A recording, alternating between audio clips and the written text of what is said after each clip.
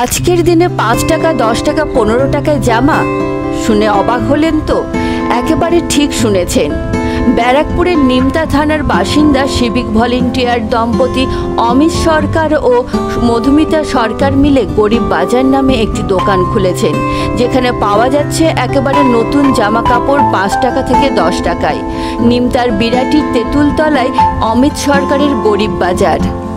এক সময় তার নতুন জামা কেনার সামর্থ্য ছিল না, তবে আজ সেই অভাব নেই। কিন্তু এখন আর কোনো বাচ্চার সেই অভাব না হয়, তার জন্য এই উদ্যোগ সিভিক ভলেন্টিয়ার দম্পতির।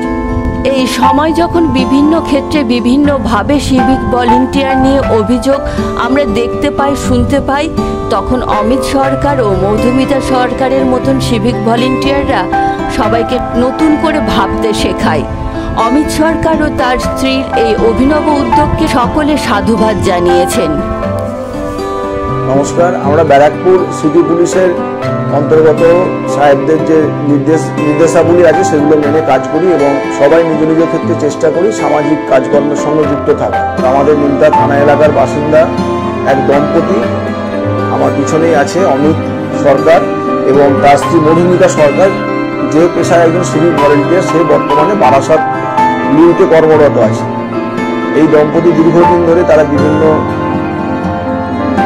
মার্কেট এরিয়া থেকে এবং আমাদের স্থানীয় বিশরপাড়া বিরাটির বিভিন্ন গেঞ্জি কারখানা থেকে খুব অল্প দামে কাপড়ের গেঞ্জির পিস কিনে নিজেরাই ঘরে সেলাই করে সেগুলো বানায় এবং দুস্থ যারা ইকোনমিক্যালি পিছিয়ে পড়া মানুষ তাদের জন্য একটি দোকান ঘর ভাড়া নিয়ে নিমতা থানার অন্তর্গত তেঁতুলতলায় 5 থেকে 15 টাকা এই দামের রেঞ্জে তারা বিভিন্ন দুস্থ মানুষজনদের সেগুলো বিক্রি করে তাদের পাশে দাঁড়ানোর একটা চেষ্টা করে। আর এই কাজকে কোনো শব্দ দিয়ে আমরা প্রশংসা করতে পারবো না, কারণ এটা এমনই একটা কাজ যেটা আমাদের মানুষের যেটা সার্বিক মিনিমাম যে প্রয়োজন, অন্ন বস্ত্র বাসস্থান, তার একটির মধ্যে পড়ে।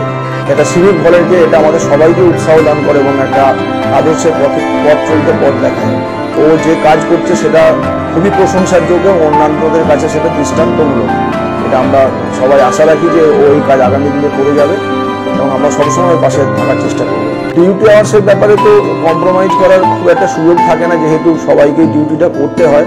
তথাপিও যখন যেটা অনুরোধ করে আমাদের মানবিক দিক থেকে যেটা দেখা, সেটা নিশ্চয়ই সবসময় দেখার চেষ্টা করা হয়। আমার ডিউটির শেষে আমি আমার একটা দোকান রয়েছে যার নাম হচ্ছে গরিব বাজার। অসহায় দুস্থ বাচ্চাদের যেখানে জামা কাপড় পাওয়া যায় 5 টাকা থেকে 10 টাকা, বাইরে থেকে অনেক কমে কিছু টুকরো কাপড় পাওয়া যায়, সেগুলো নিজে কেটে নিজে সেলাই করে তারপর আমার গরিব বাজারে সেগুলো বিক্রি করি।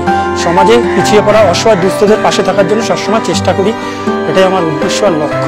কিছু কিছু জিনিসপত্র আছে যেগুলো দুস্থ মানুষদের, এমনিতে যারা খুবই গরিব তাদের এমনিতেও দেখেছি 2-1 যে এমনিতেও দিয়ে দিয়েছে তাদের।